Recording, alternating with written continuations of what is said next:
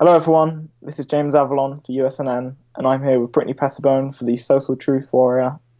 Say hi. Hi, thanks so much for having me, James. I appreciate it. That's all right. So, I just want to introduce you first. Um, you're an author, is that correct? Yes, initially, that's what I was for many years. About 10 years, that's all I did was write. When I say 10 years, people are like, what is she, 30? No, I started writing when I was like 14.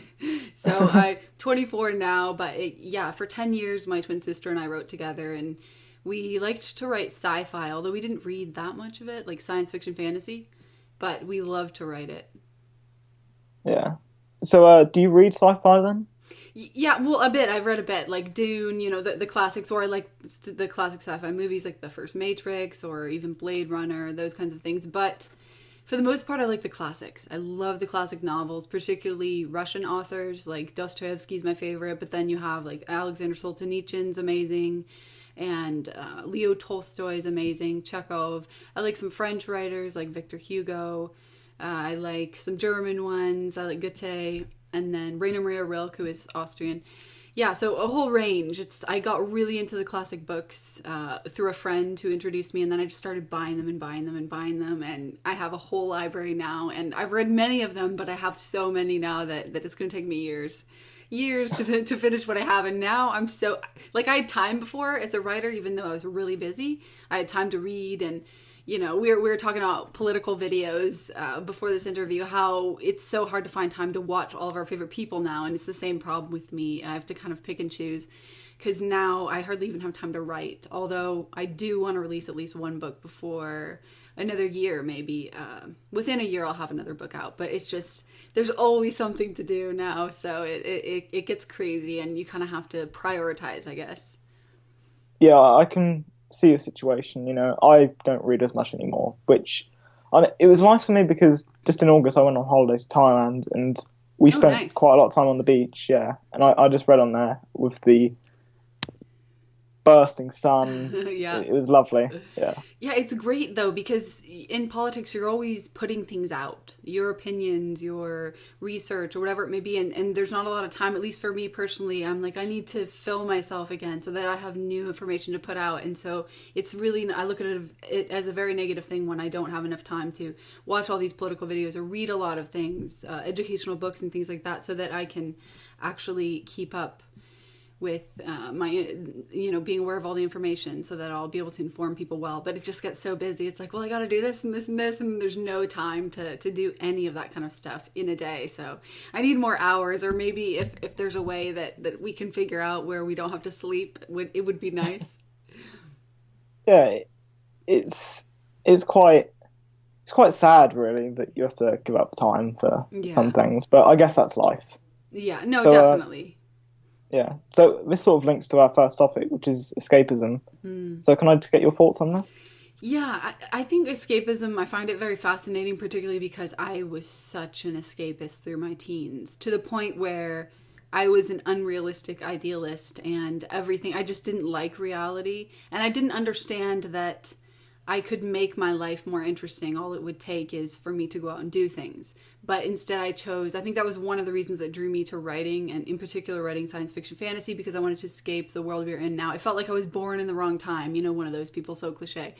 But after a while, I grew up, I guess, matured more, and I started treating writing as an actual career, and I was networking and doing all the professional things, not just, escaping into my head. But I think it's a very good thing in moderation, because especially with the world today, there's so many horrible things happening. The political climate's so heated. It's good for people to be able to escape purely for entertainment, but in moderation. I think it gets to the point where people get too saturated with it, and they're just all day trying to escape the realities of the world, because they think, oh, we're in a horrible place, and there's nothing we can do to change it, or they just don't want to be a part of it. Or even people who have been maybe they're in really liberal, horrible colleges, and they feel beaten down and don't want to have anything to do with it, and they want to escape that. It could be their atmosphere. I'm not sure, but I know it's a problem, and it was a huge problem with me, and that's why I feel like I can talk about it, yeah, with my twin sister as well. But we eventually grew out of it, because we realized that in order to be productive and actually accomplish things, then if you don't, when you're involved in too much escapism, it's not productive. It's something more just like satisfying yourself, and then afterwards you might be happy temporarily, but then, you have to go out for your next fix. And it's not productive, and it's not going to help you get anywhere. And ultimately it might lead to you being pretty unhappy, I would think, if that's all you do. So yeah, in moderation it's great, but I just think maybe in our society today we do have a problem with moderation. People are very extreme in certain ways, and it's difficult for them to find the balance or have that self-awareness too. But yeah, so it can be positive and negative, just depending. Yeah, I agree with you. You have to be very, very moderate with it. Yeah. Because it's a slippery road to addiction, which, can cause you to be non-productive. And if you're let's say you're at university in your third year, yeah, and you've got exams coming up, and you suddenly just start escaping, all the time. You lose time to review. Yeah, and it affects your grades, your life, So, personally, I'd say... Yeah, go ahead.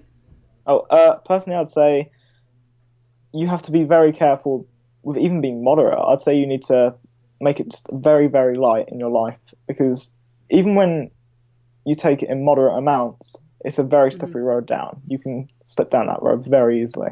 Mm-hmm. The way I look at it now is there's so much to be done, and I just don't want to waste time that I could. This is just personal, and I'm not judging anyone else who may indulge in more escapism than me at this point in time. But like, for example, I can hardly even watch a movie nowadays. I'll just start tweeting or planning a video or researching or something. It's really hard. Maybe that's unhealthy. Maybe I don't have the balance this way. I'm trying to. I'm on vacation right now, actually. I am doing this one interview, but I am on vacation. So I am trying to take a break and keep it in moderation, but I just tend to always want to go out, and because there's always something to do in the political world, always something to do. Things are constantly happening, and if you're not involved, then it kind of passes you by. But yeah, I do think that, I wonder if escapism, like, I would think that it'd be on the rise nowadays, but then I wonder with some people if it's maybe decreasing, just because of the fact that there's so much political correctness nowadays. And I'm not sure about the video game world. I know there was the whole Gamergate incident, but I don't know that video games in themselves are really politically correct, but I know that, like, even down to the music, the books, the writing industry is absolutely insane. The movies that they're making now, all the celebrities, they're all very politically correct. So I know it's a big turnoff to a lot of people, and they don't want to support it anymore. And it doesn't feel like you're watching a movie anymore, and you're escaping into worlds just with stories that are there purely for the love of storytelling. It's more like, we want you to think this. This is our opinion, and it's right. And that's the constant thing I get now when I watch many of the new movies.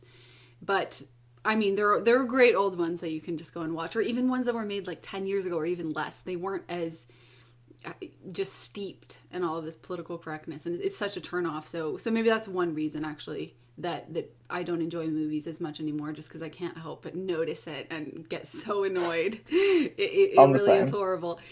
I mean, there's so many wonderful books you can still read that are great. You don't necessarily have to read modern books, and because there are so many. Maybe I don't know how it is as much in the adult industry, but like the kind of new adult industry or young adult industry of writing, they're very politically correct, because it's the largest genre, because it's the most lucrative, because kids all the way through adults read these books. So it's things like Hunger Games, Harry Potter, these kind of books that kind of appeal to everyone.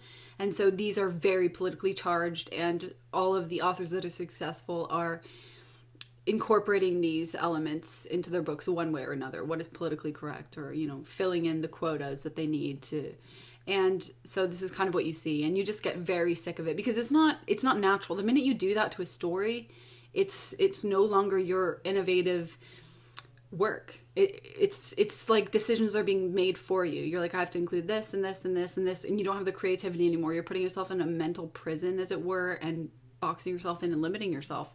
And so it's kind of a product of what society wants you to, or not all of society, because I know a lot of people hate political correctness, but the more powerful people with the biggest platform, so what they want you to have in your books. So you have to just incorporate all this, and it really hinders your ability to write something really great, I believe. So there are plenty of books. I'm reading one called Runaway Horses right now, and it's great so far. So there are many books that are out there that are still worth reading, for sure. Yeah, I tend to agree with you. Movies now, I think you have to be careful what sort of movies you watch. Like, for example, if you go into there's certain channels where you can go to, and you can just tell it's going to be full of political correctness. Even just from the preview, you're like, cringe. Yeah. You can even tell by the title, Dear White People. Well, you can tell it's going to be politically correct. Mm-hmm. And I'd say I used to play video games a lot when I was young, but now I sort of just stick to card games I play with my friend. Right. And I know in that it's hard to be politically correct, which that's how I sort of escape, in moderation, because I want to escape from political correctness. It's a stress of the world. Yeah. But I know now it's getting ridiculous. In war games, I think my mate still plays them. They have Nazi black women in the Nazi army. It's just ridiculous. What the heck? Yeah. So it just doesn't make sense. I've always understood the appeal of video games. I have a very addictive personality, I know, so I never played anything other than like Halo, which I loved. But I didn't let myself play other games because I knew I'd get addicted to them. So I kept myself away from that, especially because a lot of them have the fantasy element or science fiction, and I just love it. So I stayed away from those, but I do understand the appeal and why so many people get so addicted to video games and just want to play all the time. Obviously, I think they're really cool and they can be good, but again, in moderation. If you're playing all day, then, it can be a huge waste of time, I think. Unless it's your career. You have those people who like play for their career and become like the world champion. So you never know. Yeah, when I was probably about 11, I used to be a really big addict to video games. I think I remember once I was on for about 16 hours in one day. It was getting mad. I think in the end, I just said, right, that's it. I'm destroying my life here. I'm wasting so much time, and I just locked it into a room and left it for about 3 weeks. Wow, and I that's amazing. started to weave myself down. Yeah, that's crazy. Yeah, so it's like cold turkey. Destroys your life. Yeah, it just destroys your life, really. Yeah, I've one of my brothers was, I don't think he really is so much anymore, but he was really addicted at one point, and I just saw how much time he put into it when he could have been doing other things or developing other skills. Because I know that a lot of people also play during this really pivotal point in your life. Obviously, people play at all times, but the really pivotal point between like high school and college, or even late high school, and when you could be preparing for your future and getting all these things done, but it takes away that time for you to be more productive. So, yeah, I think it's just about, I guess being just responsible. Yeah, when I was about 11, I should have been outside, I don't know, like climbing trees or something. But I was just stuck inside playing Call of Duty with my friends. It just... That was my parents, actually. They would be like, outside, you're outside and you're going to play out there until lunch. And it was like, all right. So we'd go, we had to, invent our games, and... We didn't have television as children, but we had obviously a TV, and we'd watch movies and rent, TV shows once they were out.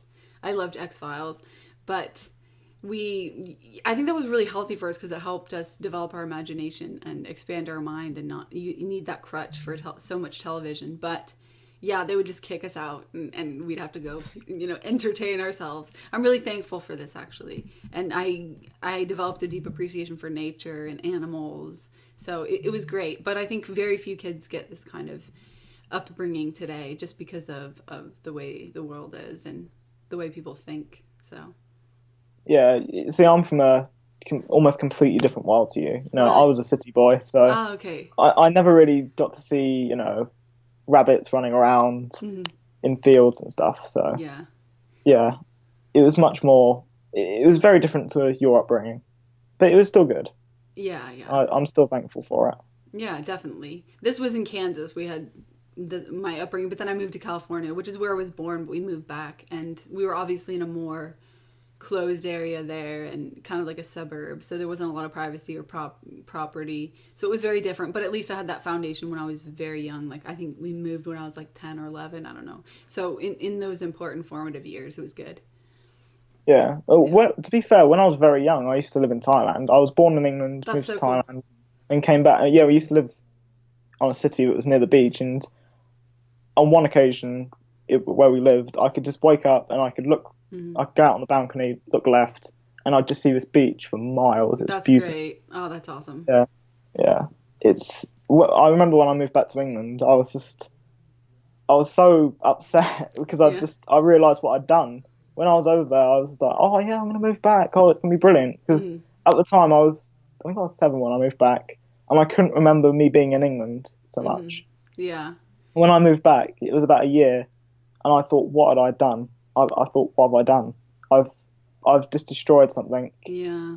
I had the perfect life, and I've destroyed it. And the way I forgive myself is just to say that was fate. Yeah. Something bad was going to happen while I was there. As a whole, do you like England? Do you like living there?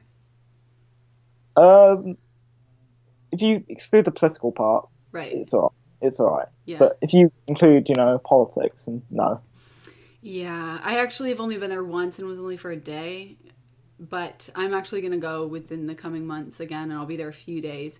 So, but what I saw of it, I mean, it was okay. I guess I didn't see enough to really have an informed opinion of it yet, but and it is different because I'd never been there before. So I guess I really have nothing to compare it to, as in like if it's changed a lot. Like I was in Paris in 2013, and then I recently went back for the French elections, and it's dramatically changed with all the migrants, dramatically. Oh, so yeah, I don't really have I can't really compare London because I don't know how it was, so a couple years ago before all of this.